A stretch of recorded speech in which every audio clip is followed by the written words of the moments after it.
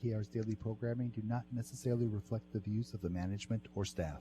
Prudent Money with Bob Brooks is sponsored by the Prudent Money Foundation on 91.3. Well, is now a good time to buy stocks. Today we're going to take a look. Stay tuned for Prudent Money.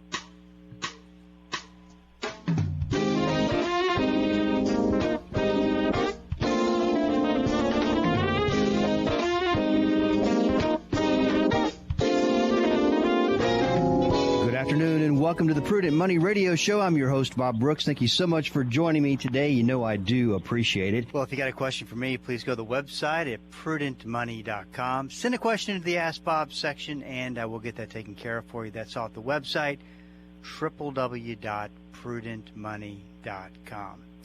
Well, it is always my intention to at least attempt to keep the news out in front of you regarding companies that are, we'll just say, misbehaving and not taking care of their clients. I've always said you've got to make sure that no matter what company you're doing business with, that there are no ethical red flags. And Wells Fargo, as we've talked about many, many times in the past, have gone beyond unethical flags, I think.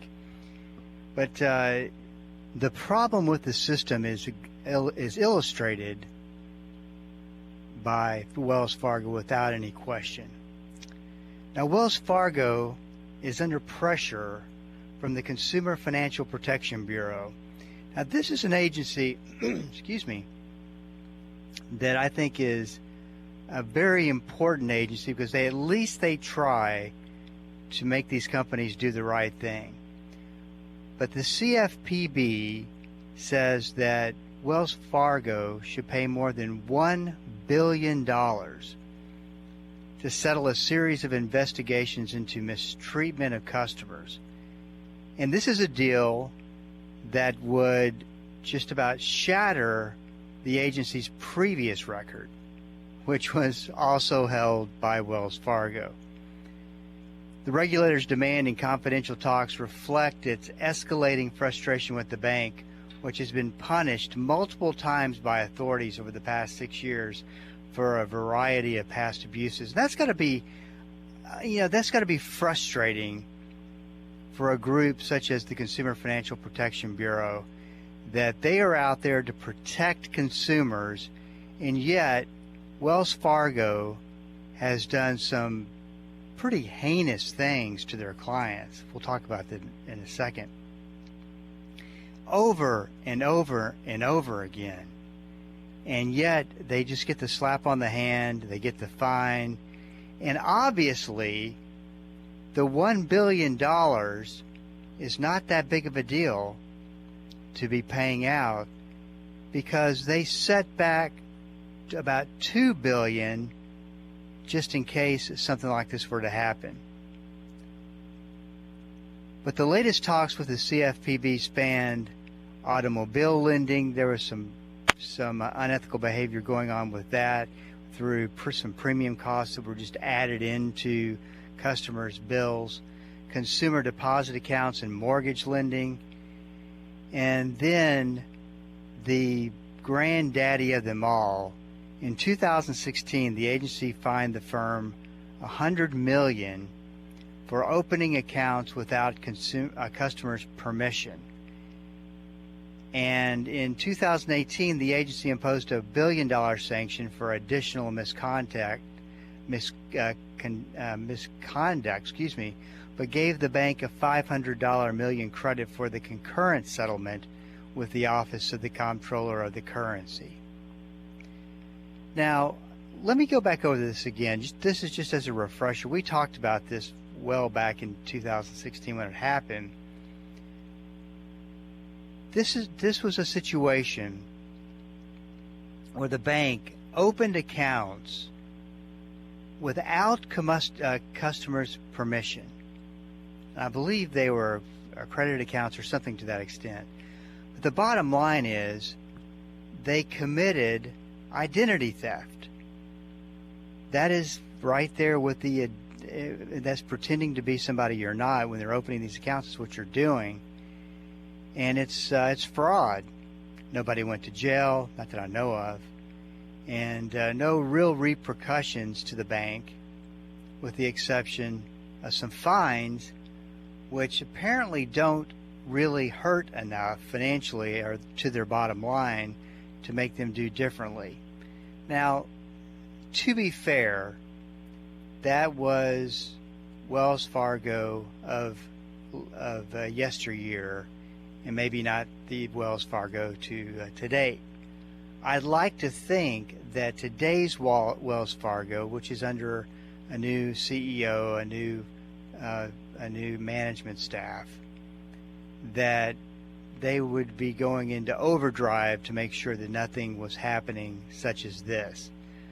But it is unbelievable what this company has tried to do to make money and at the same time rip off their customers. And of course, Wells Fargo is not by any stretch the only bank doing this. There's stories and allegations and cases and fines from Bank of America all the way across the board to most of these banks. But it's just it's very unfortunate once again that we have a system that doesn't punish these companies enough to where they would think to themselves, boy, don't want to do that again.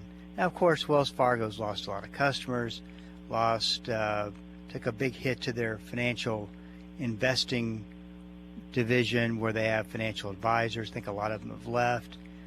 But obviously not enough to keep them from continuing to getting involved with the scandals.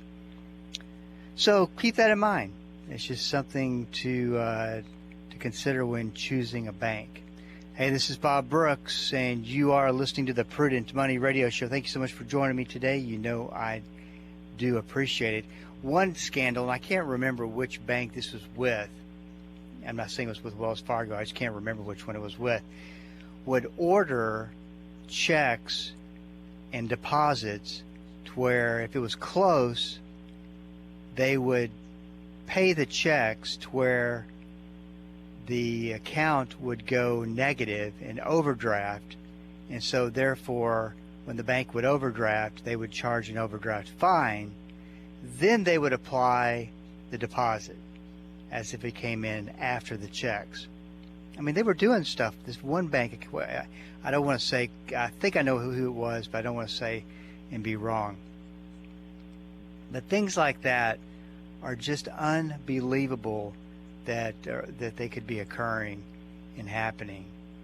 And of course, there's a lot of things that these big banks set up to look like a benefit for banking with them, when in fact it's a trap and ends up getting the customer into trouble. I'll never forget 2008, Citibank had a no-fee credit card.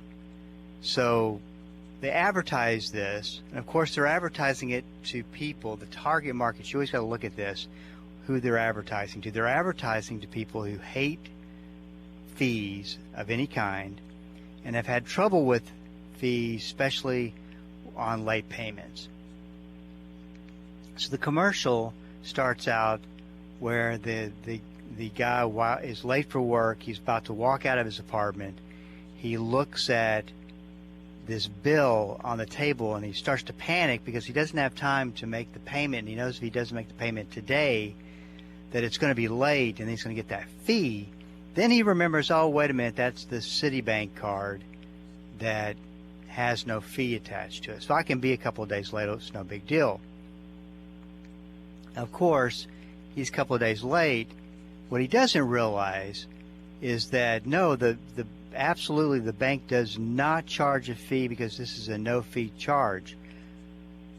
But what he does, and what he does have happen to him, which is much worse than the fee, his 0% that they gave him on the money he transferred over to set up the card goes from 0% to 28% because he was late paying a bill. True story. I might be off on the 28%, but it was like 27, 26, 28%. It was the penalty rate is the whole point. So yet the fine print says hey, you can be late, no big deal. We're not going to fine you. You're not going to have any charges for being late. But if you are late, we're going to, it's our choice as to whether we change your interest rate to a penalty rate or not. And of course, at some point, once people caught on, the bank caught a lot of flack for it, and they pulled that card. Then they came up with some revision of it a couple of years later, which I couldn't believe. But you got to be careful, and I write about this in my book, Deceptive Money. You have to be careful about the quote-unquote deals that a bank is willing to give you, or a credit card's willing to give you, to do certain things. The way I've always said it is, you've got to make sure that it's not some kind of a trap, because what ends up happening is they set up these benefits, and they count on human nature. They count on you making a mistake, an easy mistake to make. You were late with the bill, and then what they do on the other side of that is they take that human nature event. They know that there's a good percentage chance of it happening, and they fine you or they penalize you in some way. So just remember, and I always say this in my book as well, is that the banks and the credit card companies are not there to give you a good deal. That's something you've always got to consider when dealing with them, that there's always something on the other side of that quote-unquote good deal that's probably not in your favor. So just keep that in mind. Hey, this is Bob Brooks, and you are listening to the Prudent Money Radio Show. Thank you so much for joining me today. You know I do appreciate it. Listen, if you got a question for me, please go to the website at www.prudentmoney.com and send a question in, and I will get you taken care of. We are up against a break. Stick around, and I will be right back. The Word for Today is excited to announce the new official online home for the ministry of Pastor Chuck Smith and Kay Smith, PastorChuck.org. At PastorChuck.org, you'll have instant access to thousands of hours of verse-by-verse teaching by Pastor Chuck Smith from Genesis through Revelation, and full access to special messages on subjects such as prophecy and much, much more. Also at PastorChuck.org, a full library of great teachings by Kay Smith, and a section where you can read some of Pastor Chuck's books online, all free of charge. So visit the new official online home of the Word for Today and the ministry of Pastor Chuck and Kay Smith, PastorChuck.org. Hi, I'm Jill Taylor, inviting you to join me each Saturday morning at 11 o'clock for Choose Life Radio. You'll hear people from across America sharing their stories of faith, forgiveness, redemption, and restoration. Choose Life Radio will encourage you to fully appreciate the gift of life. You may also find help for you or a friend in need. So please join me Saturday mornings at 11 o'clock right here on Bible School Radio 91.3. I'm John Eder of Live the Word. I want to invite you to join me at 4:45 weekdays right here on KDKR 91.3 FM. We look at our world in light of what the Bible says the world's going to look like before Jesus Christ returns. And we answer some important questions, very practical questions about how do we live in a day like this. So join us, again, 4:45 p.m. right here, 91.3 FM, Bible School Radio. Welcome back. This is Bob Brooks, and you are listening to the Prudent Money Radio Show. Thank you so much for joining me today. You know I do appreciate it. Of course, as you know, I follow indicators pretty closely of the stock market to kind of see where things are going. Also, as you know, we've been in a bear market this year, and it's been an odd year for a bear market because even though we are in one, then there's a lot of stocks who've lost a tremendous amount of money, most of which are in your NASDAQ. But your general stock market stocks have also lost quite a bit of money as well. There just doesn't seem to be any panic because there is not any panic. And that is something that's a telltale sign that we've got a long way to go. So typically what ends up happening is, after a while, investors seek safe places to put their money in the way of investment. Of course, this is both a reaction to and a cause of, creates stock market troubles because people are selling and putting it someplace else.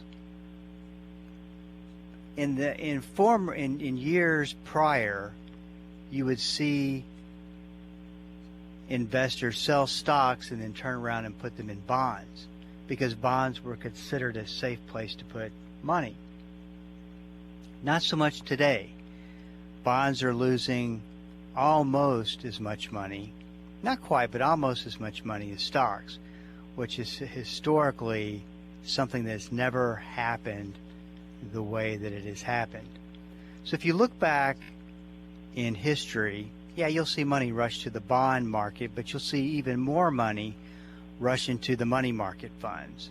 And this is one of the things I wrote in a blog last week, was that you've got to look for bond fund substitutes, because in bond funds chances are, probability is high that there is still a lot of risk in there and that you're going to lose money. So money markets are typically the places to go. If you look at 1998, 2002, 2008, which are all three examples of troubled times in the market, money markets have grown as the S&P 500 has gone down. So people were pouring money into money market funds. Maybe not at first, and that's kind of where we are right now. But that period where it took investors took them a little bit of time to catch on and start putting money in money markets happened a lot sooner, and it still has really not happened yet at this point. Take March 20 during COVID. Investors put $686 billion into money market funds. And of course, I think a lot of that was the dramatic double-digit drop in the economy and the economic growth and where that was heading, and the fact that it was a pandemic, and the fact that we've never dealt with anything like this, in modern day history. And it was pretty scary, so people sold, and that was why we saw the dramatic drop in the market so quickly. And they put $686 billion into money markets. This year, by contrast, they've taken out $200 billion from money market funds. And over the course of 2022, investors have steadily been pulling cash out of money market funds and put into equity funds and buying stocks. The average cash position of a stock fund was higher than at any time of the past decade.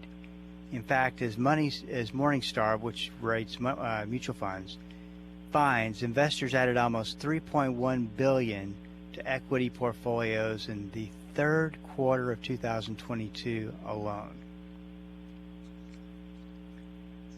That tells me a lot about what's going on today. Typically, when bear markets are mature and get towards the end, two things occur. First, you get what's called capitulation.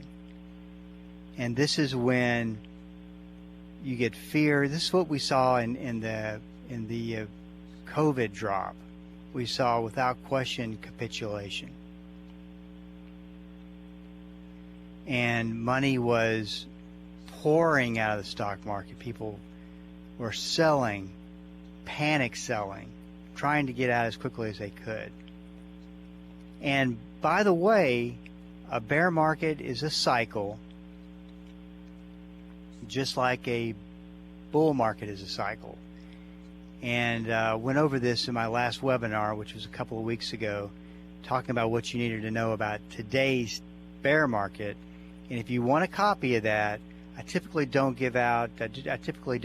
record to offer as a copy that I can send you, because if you start doing that, at least it's been my experience that people will not come and listen to the webinar, and they'll wait for it to get the link. But anyway, I'm definitely giving this out. So all you have to do is go to info@prudentmoney.com and send us an email, and we'll get it out to you. But capitulation, major capitulation, happens 3 times in a bear market cycle. And if you were looking at a chart, you could see the way that it plays out. You'll see the market drop almost like an elevator, making no stops, as quickly as possible down to the bottom floor. And like I said, this happens in 3 different phases in a cycle. That's why bear markets create a lot of anxiety.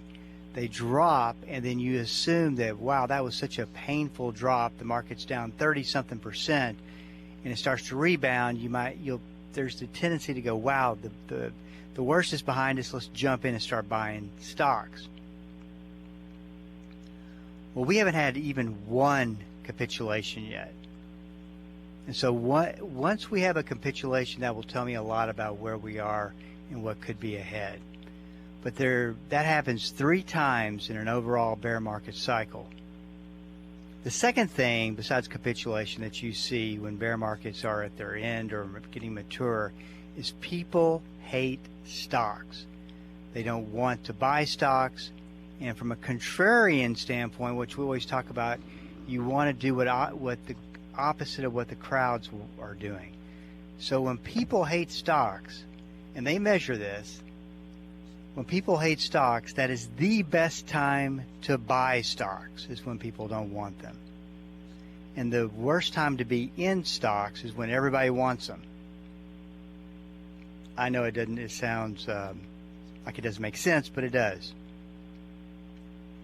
It's called the way a contrarian looks at the market. So is now a good time to buy? I think we started a cycle in January, a bear market cycle. I think we are still, if it was a baseball game, I still think we're in the first 3 innings.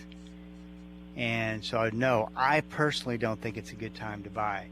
Having said that, if you turn CNBC on, every time is a good time to buy. And one of the big reasons why I don't think so, 2 big reasons. The first one is, I don't think this situation with Russia is just going to go away without our involvement. And unfortunately, that could mean military involvement. At the very least, the other thing too is I was listening to a podcast that was talking about the various different types of war, and one of my biggest concerns has been a cybersecurity type situation. And Russia I saw a picture one time. It was either Russia or China, I can't remember, but they showed this huge room with hundreds of people in military uniforms, and they were all part of the cybersecurity task force or army that was trying to break in to and hack into major U.S. cybersecurity files, or whatever you call that. So they mean busy. They mean business. So something with Russia is concerning, and then of course just inflation. The expectation of inflation by consumers and by investors is that it's just going to start to go down. And we've got a big consumer price index reading. Every one of them is big. This Thursday, they're expecting that 8.2% to go down to 7.9%, and that will be something that will end up, I think, affecting the market. I don't think that the midterm elections that we're having tomorrow, I think the Wall Street's very set on that the midterms are going to turn out like everybody thinks they are, with a Republican sweep. The thing that concerns me about that is that the Democrats haven't seemed as concerned about it, which is always puzzling when you see something like that. You see such an opposite event that's supposed to happen actually happen. So market's got a lot in front of it, a lot ahead of it, and we will see how it pans out. But no, I don't think it's a good time to buy yet. And there will be an awesome time to buy sometime when we get towards the end of this thing. And I'll be talking about it as I think we are approaching it. And we'll just have to wait and see what happens. Hey, this is Bob Brooks, and you are listening to the Prudent Money Radio Show. Thank you so much for joining me today. You know I do appreciate it. If you do have a question for me, please go to the website at prudentmoney.com and send it in, because we are all out of time till we do meet again next time. Keep the faith and have a great rest of the day. That's all the time we have for today. Questions or comments for Bob, or to find out more great information like what you've just heard, visit www.prudentmoney.com. Be sure to join Bob Brooks again for the next edition of Prudent Money.